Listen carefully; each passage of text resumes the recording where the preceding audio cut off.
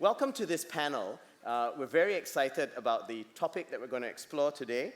My name is Maniam. I am currently a Fellow of Practice at the Blavatnik School of Government at Oxford University, where I teach on both technology and futures. Previously, I was a civil servant in Singapore working on a range of issues, but the best job I did, I think, was working on how to do good long-term planning at what we now call the Center for Strategic Futures. I've been very used to dealing with futures at the national governmental level. And in conversations with some of the organizers here at the Dubai Futures Foundation, we were thinking about how we look at where futures is being done in more unexpected places. And one idea that we cottoned on to was, what happens when you look at futures beyond the national? What happens when you look at what's going on in Foresight at the multilateral or the global level, but also at the hyper-local level?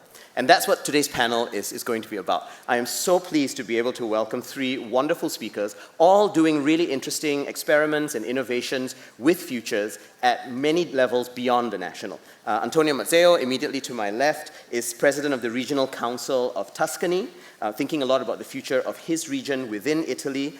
Zainab Kakal works at the UNDP, Pacific offices, thinking about how we take futures into the regional. And Kenneth Nsah, with the UNESCO-MOST Bridges Coalition, is thinking about how we bring futures deep into local government and also local communities. So we're in for a real treat, I think, as we think about how exactly we push the boundaries of futuring here. And what I've done with each of our speakers is I've asked them to, we'll dispense with long introductions. You've all got their bios online. But what we will do is I've asked them to give us a short introduction, just 2 to 3 minutes or so, of their favorite story where futures is being applied in their work. So, Antonio, if you don't mind, let's start with you on this. Tell us a bit about what's going on in Tuscany, and then we'll work our way down the panel.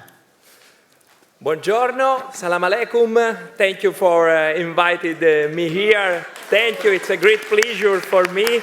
It's a pleasure to show and to explain about our new experiment and how I used Foresight for Tuscany. All of you know Tuscany as a land rich of art, history, culture, beauty, but Tuscany is also a land, a big innovation. I just named two, Leonardo da Vinci, Galileo Galilei, but also other people that changed the world. And so at the start of this legislature, with our colleagues that are here with mine, we decided to think, how will be the Tuscany in 25 years? And so we gave ourselves a challenge to continue with our historical idea, but also we have a goal, a very important goal. We want to become the most innovative region in Europe.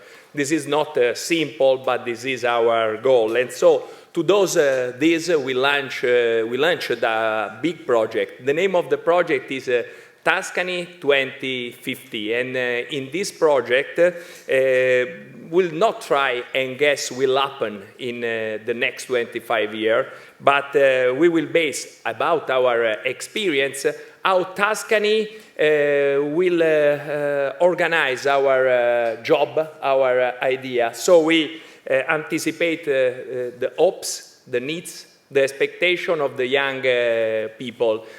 You know that the future, we will have a future, and this future is not the same. We have to choose what is the desirable future for us. And so to choose what is the right way, we organize our job in 3 times. The first one, with 15 highly representative people of our region. I don't know, very different, urban planners, doctors, scientists, architects, professor. There is here the coordinator of this group, that is the Professor Paolo Dario, is here with me. But also, on the other end, we organize our job and we meet a lot of young people. You saw a very different view of the world from this important group of highly representative people and the haze of the young people. They are digital natives and they have another point of view on the world. And the last one, we asked to artificial intelligence how artificial intelligence will see the Tuscany through its eyes, the future of our community. And so we make a video, and now I want to show you what is the point of view of intelligence artificial. Welcome to the Tuscany of 2050, a land that lives in harmony with its glorious past, its history and roots, which looks with ambition and hope to the future. We need to rethink how our cities will satisfy people's lives and allow them to live in an ecological way, respecting the environment in a new world with clean and renewable energy. Agriculture has become a model of sustainability. Our traditions are mixed with innovation, creating a diverse ecosystem in which people can flourish. Crops are managed using techniques that preserve biodiversity, ensuring fresh and healthy produce. Our communities are united with a shared vision, a future in which social and environmental well-being is central to our lives. More efficient and faster transport systems that are safer and accessible for all. In Tuscany 2050, we will celebrate our rich history, our art, our culture, while embracing change. With every step we make, it's a step to a better future where the beauty of our land remains intact. Come with us on this journey to the future. We will make it together. We will build it together. And we will live in it together.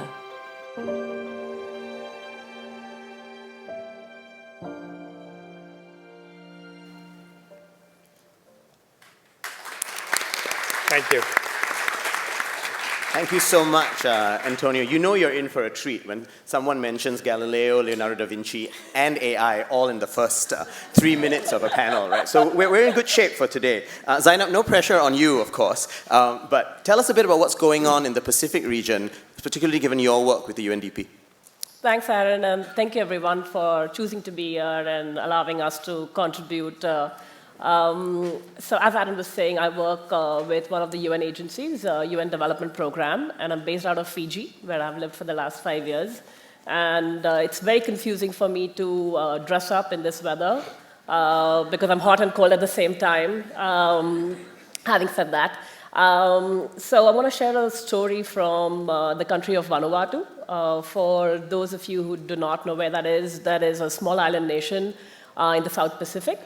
And this story comes from around 2021, 2022. We were working with the ministry on one of their 5-year strategies, as you would do. And this is, again, in my role, I support a lot of these countries on their foresight journeys. So this is one of the times where we have detractors, we have skeptics, and all kinds of people that you deal with. So this is exactly that space. And within that space, we were doing 2 things. One, that we were doing a lot of collaborative consultations in the spirit of doing participatory inclusive work, which is extremely critical if you want to do foresight at a national level. And one of the things that emerged out of that process was when we were describing the methodology that we wanted to use, we had our government counterparts say, that sounds very similar to the Nsah concept. So Nsah is a concept from Vanuatu, which is 400 years old. It's a traditional governance system in which you essentially do consensus building with everyone together. And for me, the huge takeaway from that was that very often, especially I wear an innovation hat sometimes, and very often the things that we are speaking to people with a lens of the new is very often grounded in something that's real for people already. And we very often in the world of foresight talk about how do we land this in the context. And this is a classic case of ownership in a different kind of way. I think the other thing that I'd like to share with this example alone was we worked with 4 directors on key concepts in their ministries, right? So data security, decentralization, labor mobility. These are key issues for the country of Vanuatu. And each director was working on a foresight brief. And as always, when you do this kind of scanning process, a bunch of wild cards come up, right? So one of the wild cards was that, okay, we'll have twin cyclones, one cyclone after the other, which essentially means that you have zero time for recovery. So you've had a cyclone, zero recovery, then you have another one. And then they said, oh, one of the other things that was another wild card was that we'll have a security hack and all the government systems will be down. And orderly, as we always do with wildcards, we pay attention to them on the side. But in this case, everything they thought would happen happened in the next 6 months. So within a month and a half, they had 2 cyclones and a data hack, which brought down the entire country for 1 week. So you couldn't get passports, you couldn't get, basically couldn't get anything done. And I think that this story for me also speaks a lot about the importance of wildcards.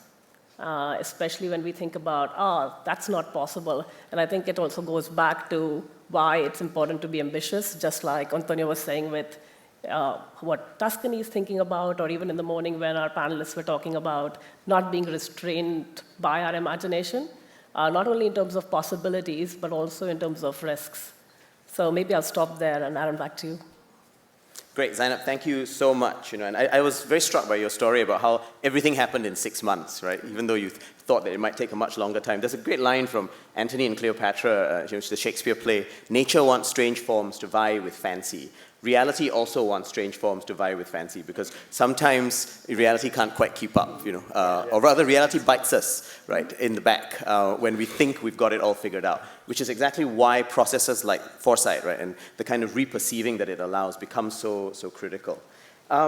Ken, let's come to you now. Tell us a bit about what you do in Cameroon and what your favorite example is, of hyper-local futures. Yeah, so I wear many caps. I hope that they may come through as I speak. But most recently, I've been doing some work on the features of the Congo Basin, which is the second largest tropical rainforest in the world, but actually the highest carbon sink now. So it's second in size after the Amazon, but it's first in capacity to sequestrate carbon now. So with support from SWAF and the University of Cologne, I've been doing some work on the features of that Congo Basin. And within that, so we've been working across a number of thematics, but there is one that really stands out to me, perhaps because also of my circumstances of birth, which is that we worked not only maybe on the futures of agriculture, the futures of security and minerals and wars and etc., but there was something that was touching me more personally, something we call royal animals. In Cameroon, royal animals would be, for example, not all of Cameroon anyway, because Cameroon is a very diversified country with about 300 sub-nationalities, one would say. So, and we have some of them are quite centralized, powerful kingdoms, like the one where I come from, that predate colonization. So these animals like lions, tigers, elephants, cowries, etc., are used by royalty for different purposes. For example, in the past, this thing that I'm wearing, so some of this would be made with the teeth of maybe tigers and lions. And then also the kings would sit and put their feet on the skin of lions and tigers to signify their power. Or we use feathers from a bird, we call it the Bannerman's Turaco. We use the red feather to give epaulets, to give ranks to people and titles. We use the porcupine. But these animals are all critically endangered, and most of them are on the red list of the IUCN. And even within a local environmental protection laws in Cameroon, you're not supposed to catch them. But however, in these communities that I come from, and I'm royalty in my own community, if you catch this animal and you bring it to the palace, you are awarded a title. So, and then it was so difficult because it's so difficult to talk about such a topic, especially from outside. It would look like you are attacking a long-standing institution. So what I did is that then I brought in some of the kings in my community, in that part of Cameroon where I come from, through the Northwest Regional House of Kings. So I brought in these kings together with other participants, and we were able to collectively imagine what would be the futures of the traditions and the cultures that they are custodians of if these animals go completely extinct. So how do we strike a balance between keeping the traditions alive but also protecting this critical biodiversity? And it was very, very amazing. It was mind-blowing, the contributions that came out in the room, but also from the kings themselves, including then what we did is that at the end of the session, then we drafted a series of recommendations. And then with these recommendations are going to be forwarded to the environmental protection ministries in the country and will also be published. But what I like about this is that then now that there is buy-in from the kings, automatically the populations are definitely going to buy in from there, because very often in these local settings, in these local indigenous settings, people respect the laws of the indigenous laws more than they respect the laws of the state. So that means that we are in a good direction with this kind of work. And also, even just to prove that they were so satisfied, the kings, they made me their ministerial ambassador. So they called me Khum Tum Foy, which means a kind of a minister and royal messenger. Very interesting. You know what's very striking about what all three of you have talked about is the importance of history, actually, right? I mean, this is a panel and a whole forum on the future, but so much of what you're describing is actually what we can learn from the past, right? Ancient practices, tribal wisdoms, indigenous practice. Zainab's actually doing a workshop on Thursday morning on indigenous futures, so shout out for that. If you haven't signed up, that is a mistake. I would strongly suggest going to do that. Apologies to the organizers if now it is utterly overcrowded on Thursday. But it's worth thinking about, right? Because there's something different here that we may not always be able to take from when we take very macro or very national perspectives. So this leads to a question I was going to pose to all of you now, which is, how is your work actually different from the foresight that many of us are more familiar with? Foresight that either takes place in national or city-level governments, or foresight in the boardroom, right? The last time I was sitting on this stage, we were actually talking about foresight in the boardroom, so shout out to, I know I have at least one fellow panelist who's here. But tell us a bit about how your work is different from that. Maybe, Zainab, we can start with you on this one and work our way down. For those of you who are not familiar with the Pacific, right? When I say Pacific, what does that actually mean? So if you have a globe and you turn it around, the half of the globe is the Pacific, right? And we're used to seeing one map which is Eurocentric. But if you if you grew up in Australia or Japan, you'd see a completely different map, right? And that's the Pacific. And when you basically throw a stone in any direction and ask people what does that actually mean, for a lot of people, that includes New Zealand and Australia. For some people, that includes Papua New Guinea and Timor-Leste. For some people, they would say, oh, that's like Northern Pacific, Southern Pacific. Some people would say it's Melanesia, Micronesia, Polynesia. So it depends on how you slice and dice a region. You're also slicing and dicing like colonial histories, geopolitical tensions. And the reason I'm sharing this with you is that a lot of my work is centered around thinking about the Pacific region. And in this case, I think when we're doing foresight work, you need a unifying identity. But you need a unifying identity which can also hold the diversity. So you don't want to unify in a reductive way. You want to unify in a way that actually allows people to see themselves in it. And that's a huge, I think it's an experiment in framing. And one of the things that emerging concept in the Pacific is that of a Pacific household. So very often we talk about the Pacific family. And in the Pacific family, there is a Pacific household. And that household is very unique. Like each one of us, we come from a different household and it's unique. But I think together we make the Pacific family. And that's and the reason I'm sharing that is because I think that framing makes such a huge difference, because you could do things at the regional level or like hyper-local level, or even at like half the globe level, but for people to see themselves in it and make it their own is extremely important. And the Pacific household is one example of how that is possible, especially because people in this time, I think we all need to not only see ourselves in it, but also our future generations. People need to be able to see themselves in it, otherwise it's fiction. No, thank you for that, Zainab. You talked about this issue of your family, household, and what you're getting at there really is the underlying metaphor, right, for what and how we define ourselves. Yeah. What is it we're using there? And the next panel will be all about learning from global practice, moderated by Sohail Inayatullah, who actually developed the whole notion of causal layered analysis, the underpinning of which is the metaphor that we use. And I think those metaphors are actually critical, right? Because if we change our metaphors for the future, all sorts of new ways of seeing start to emerge. Even a family, a family can be a very functional metaphor, or it can be a site of intrigue and deception and not always desirable qualities. So I think the more we push ourselves here and our metaphors change, the better our conception of the future becomes. Ken, metaphors matter to you as well, given that you're a creative writer and a poet.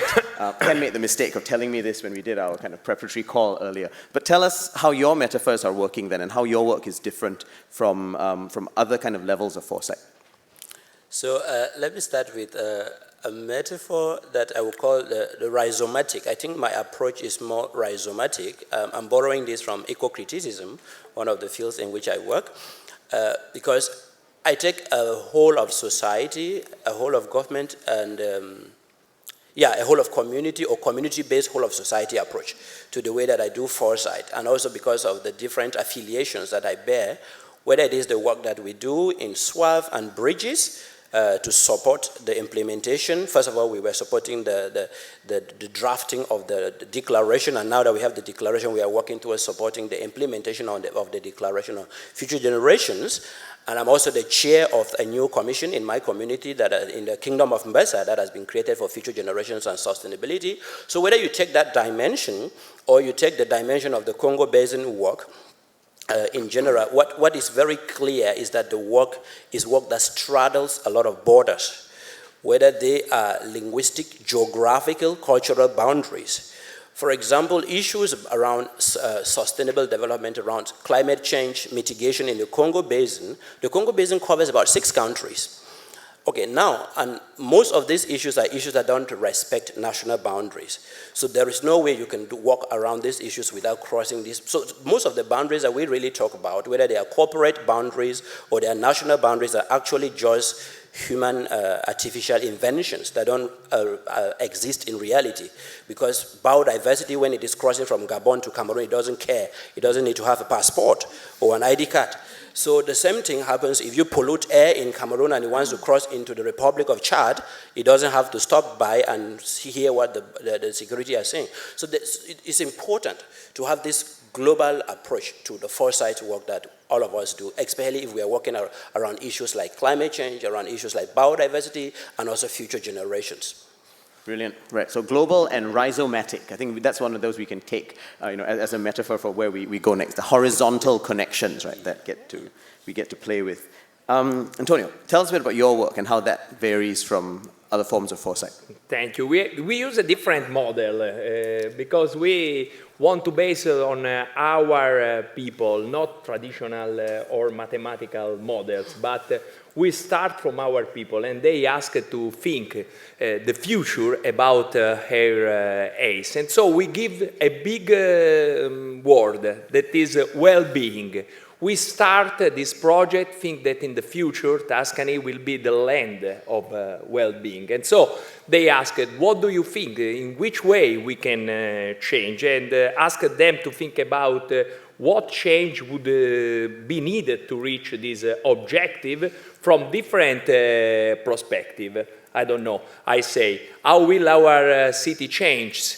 How will our culture change? How will our healthcare change? And so you imagine that we have a lot of very interesting feedback. I make only, for the time, 3 or 4 examples. First one, everyone knows our wonderful Tuscan wines. But I think that nobody knows that if you want the same wine, we have to change the production. We have to change in higher altitudes because climatic change, also in Tuscany, it's very impacted. Yeah. In the second one, I think the city that are on coast of the Tuscany the rise levels of the sea now change the city, and also the urban planner have to think other city near the coast of Italy. Or we have a big problem in Europe, but also in Tuscany, that is demographic law.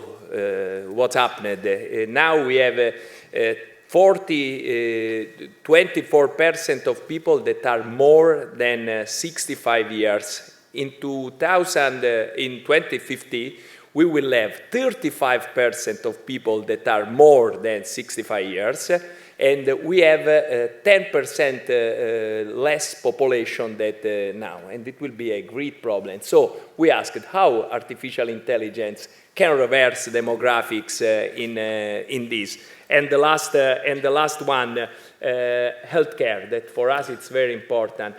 How we will personalize medicine based on DNA. We were studying about it. I think that we will change because in the future, the cost of medicine will be double in 2015 than now. This is the model that we used, and now we have a lot of very interesting answers to our question that change also the political vision of the next year. It's not simple because politics and politicians think to brief period. In Europe and in Tuscany, in brief period. This is a change of mind, very important. It was not simple, but now we start another life from Tuscany, I'm sure. Love it. Right. And that's hard to do, right? Because moving people out of the incentives of the timeframes that they deal with is never a simple one to operate. So thank you very much for that reminder. I wanted to probe all three of you on one last thing. In the previous panel, which Patrick moderated, they talked a little bit about metadisciplinarity, right? The idea of how much we need to learn from multiple domains, multiple themes, multiple sets of issues. And it strikes me in all of your descriptions that you all have to be quite voracious learners. You have to be magpies and collect lots of different things, bring the ideas together, and see how they translate into interesting futures. Where are you getting your deepest learning at the moment? You've all talked about history, you've talked a little bit about literature, you've talked about tribal cultures, but where are you getting your deepest insights at the moment in terms of particular disciplines? I think a group like ours especially will be interested to learn where you are going to for your learning. And maybe on this one, we can start with Antonio again. Okay, but as you know, Tuscany is a land of poetry, inventors, engineers. Is a land in which this different point of view it's still used also now. For us, it's very important to have a different point of view when we decide. When we involve the 15 highly representative person of Tuscany, we chose different point of view. A doctor, a chef, urban planner, a scientist, and this different point of view are a melting pot. They move together and they give a different point of view. But for us, I said before that the key of our project are new generation. I was born in the south of Italy, not in Tuscany. I came in Tuscany for study in 1996, and we had no smartphone in 1996. We have no fast internet connection. I speak with my parents not every day, but now we are connected with the world. So 1996 from now are 27 years. It's the same time from now to 2050. And so, for us, it's important that people that are involved, their point of view very different, because only if you have point of view very different, you can organize a future, a better future from people. I won't take only an example. I went to the school to meet younger people. And when I asked what is the future, if you speak with the people of the primary school, you have a very different answer if you speak with the people of the secondary school. They have an idea of the world that is very, very different. And they saw the change of the world in a different point of view. And it's one of the best experiments that I have in my political activity, because they are more than us. This is very, very interesting. And I hope that you try to make the same one, because you come back at home with a great answer. I would definitely agree with that, actually. The best workshops I've ever done in futures have always been with kids either in primary school or lower secondary, like 13 or 14. They have the most elastic imaginations, and they can see all sorts of different possibilities. So thank you for that reminder, to talk to young people as a source of innovation. Zainab? I'm tempted, it's interesting that I go next, because I'm tempted to say that talk to your grandmoms. It's fine. We like disagreement on panels. This is great. Yep. I think when I think about the different disciplines that inspire me, I think my personal interest also in foresight is my own imagination of who I could be. And I think even that sometimes is hard. I don't know about you. Maybe you guys are really good at it. But I would struggle because I have restraints on my own imagination. And of course, that has repercussions on my own practice, because I should be able to serve the governments that I work with in a better way. I think it's also like a switch on, switch off button a little bit. And my button switched on 5 years back. And since then, I see it everywhere. So if I'm investing, I think about compounding. And I was like, OK, that's what foresight work is like. It actually compounds. And then if I'm like reading a biography, it suddenly tells me a little bit about, okay, what's happening now with cell phones and young kids is maybe not different from what happened with TV and young kids then. And I just like, and I think there's so much to learn from everywhere. Like I got my driving license, for instance, 20 years back, and it doesn't expire till 2047. Yeah, and isn't that incredible? Yeah, I mean, someone's like sitting in Bombay, in India, stamping something, it says 2047. To me, that's incredible. That's incredible. And so I just feel like there's just so many lessons to learn everywhere. And I think like discussions like this and forums like this open that. I think in the morning session where someone talked about window versus mirror, right? And the difference between window and mirror is just silver, and I think it's just about silvering. And everything can get you there, and that's the beauty of it. The question I find myself asking is, will you even need driver's licenses in 2047? Right? Or should we be giving licenses to some kind of artificial intelligence at that point? Ken, where are you learning from? Yeah, as Zainab rightly said, I think there is so much to learn from everywhere. And in my case, I believe that my work is very transdisciplinary and multidisciplinary.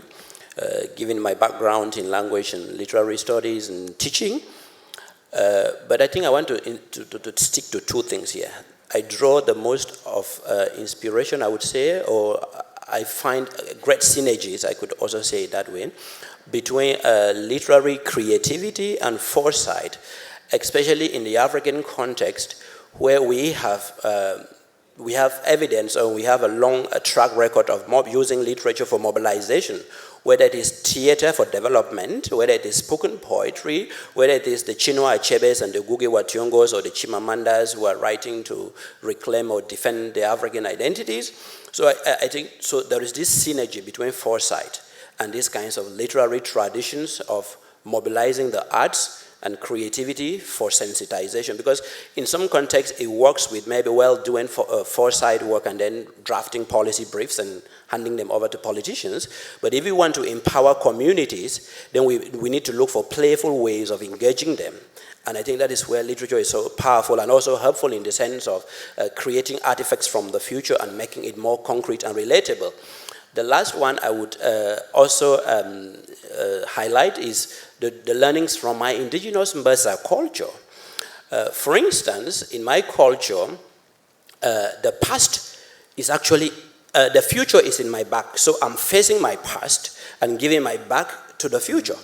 So if I were to give the word, if I say Anankeinsambi, when I say Anankeinsambi, that actually means before, in the past, but Mbi means in front of me. So it means that the past is very knowable and the future is quite unknowable. So that prepares me for uncertainties of the future.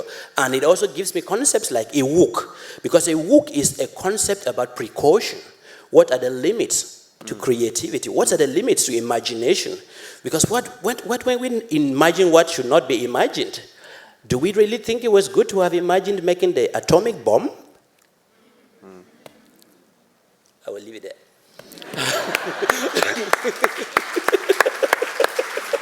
That was a masterclass in futuring right there, you know. Pose the question and then leave the group to figure out what it needs to do. So thank you very much, Ken. No, that was really thought-provoking. And I want to just push us a little bit more now, because you know, I was chatting with some friends over breakfast, so shout out to the three of you who will remain unnamed to protect the guilty. But we were all agreed that, you know, often at these types of events, we talk a lot about the successes, but not enough about what goes wrong and what the failures are that require us to be vulnerable and humble and continually open to learning. So I'm going to ask the three of you now, when have you failed, right? And what did you learn from that experience in doing Foresight at whatever level that you're working on? Ken, maybe we can start with you on this one, and then we'll work our way back. I think my work is relatively new. A lot of you here have more experience in Foresight per se than me. So I think that one of my greatest, because it's not too early for me to evaluate the failures, I would say, but I think one of the failures, I really feel deeply disappointed that my physical workshops on the Congo Basin have taken place in only one of 6 countries. And I feel that that is not enough.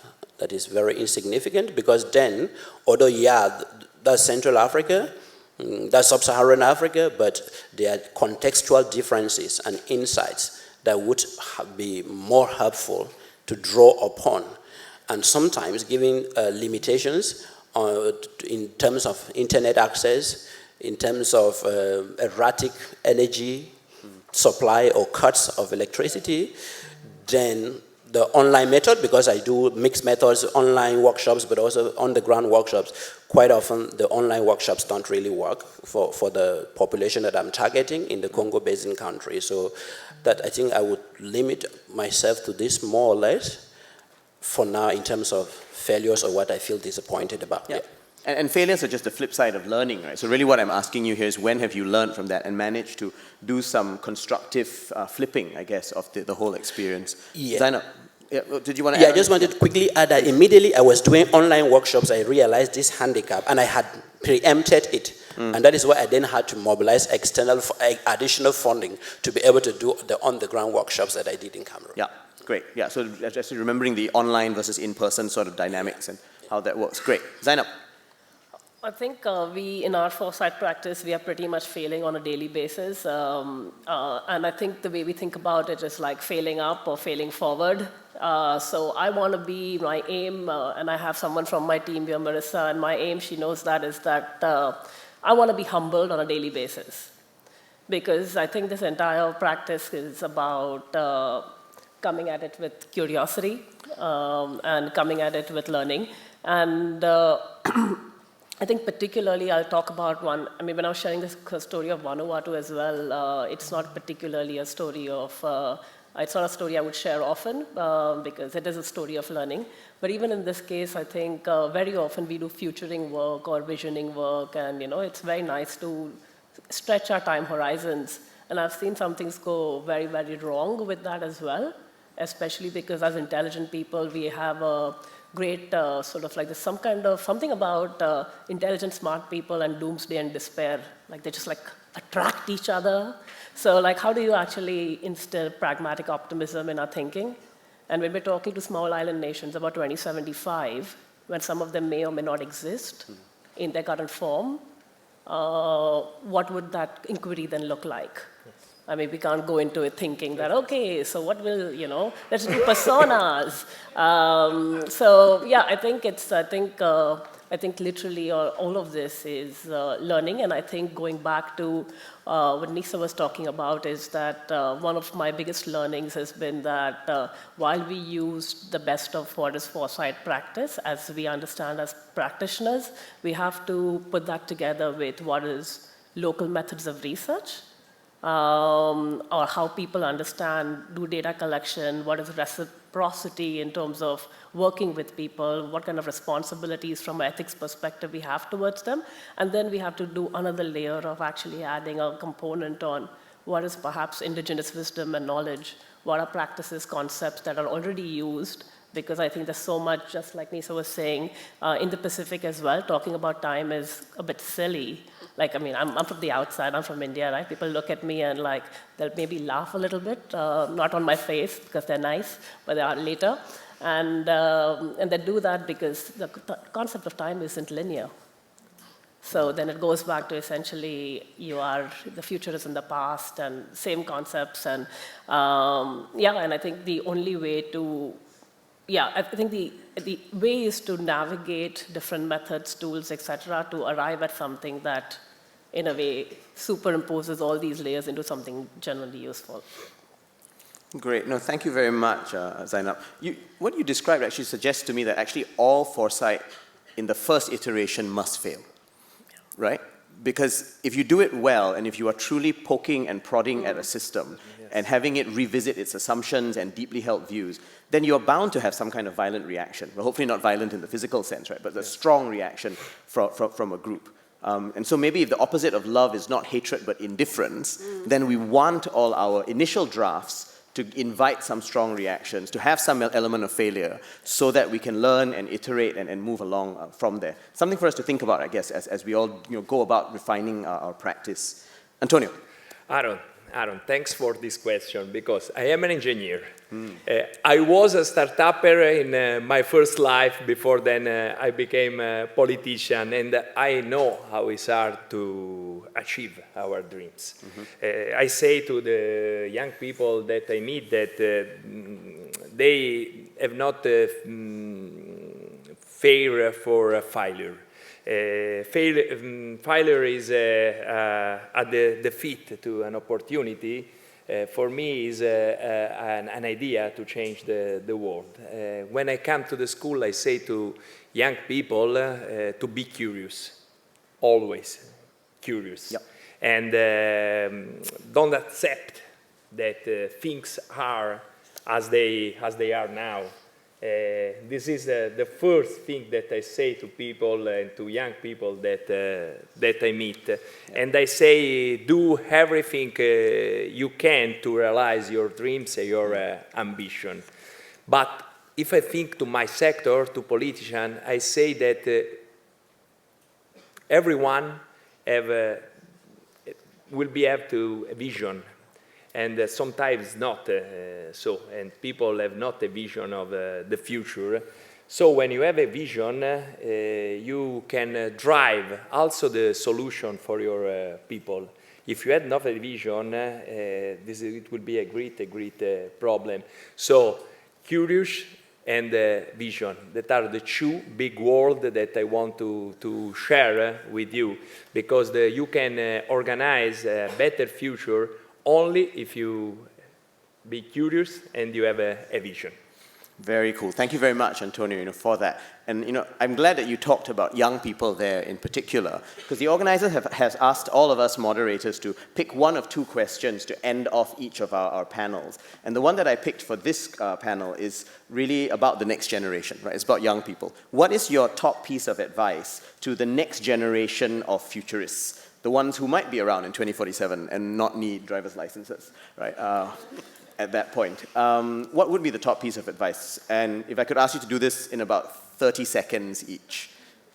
I repeat, to be curious. All right, so stay curious, keep the vision going, right, yes. Keep that drive there where you can. Zainab? I think I'd focus on the being of foresight rather than the doing of foresight. I think there's a lot of focus on methods and tools and all very, very important. But I think being humble, being curious, and I think those are the things that will eventually drive us. And I don't know how many people are talking about it, but I think we need to really talk more about who we are being and what we are bringing, what kind of energy, how are we showing up in the world on a daily basis, because it's almost like it's like the car. I think there's a doctoral quote on how driving in the dark, you can only see the 10 feet, right? And you just have to trust the rest of the destination. And when you can just see the next 10 feet, you have the responsibility and accountability of showing up in that in the best way possible so that the rest of it takes care of itself. So yes, to add to the curiosity, I'd say humility and accountability. Brilliant. And being rather than doing. Great. And Ken? Great. Building on curiosity, and humility, and accountability, I want to talk about something, overcoming fear. And by this, I mean that if by 2047, to use the horizon that you suggested, if foresight and futures hasn't yet become something that everybody has access to, then young futurists should make sure that it is democratized, without the fear that I see in the community these days of some people thinking that they will lose their jobs if everybody becomes a futurist or is futures literate. Because basic numeracy has not replaced the job of a mathematician. Basic literacy hasn't replaced the job of language and literature or reading experts. And I also do think that basic futures literacy will not take away the jobs of futures practitioners or foresight practitioners. So no fears. Brilliant. Thank you so much to all three of you. It's always a bit of a peril when you moderate a panel that's as wonderful as this, because there's no way you can summarize all of the kind of takeaways and insights. But I'll just offer you one thought, right, as you go on into the rest of the program, because it's very early yet in this whole forum. We can think of the future in two ways, right? We can think of the future as F for fragmentation, U for uncertainty, T for tension and division, another U for unreadiness, R for being bogged down in realism, and E for everything coming at us all at once. Or we can think about the future as flexibility, understanding, coming together, bringing everyone together, as this panel has already talked about so much. The future is in everything because it's ubiquitous. A rhizomatic future, to go back to what Ken talked about, and a future that encompasses everyone, right? That is about diversity and democracy. And I really do think we have a choice which of those futures we choose. I guess it'll be up to us to think about how we put all of that, whether it's the first or the second future, into our practice. I wish you all luck, and I hope you'll all join me in thanking our wonderful panel today.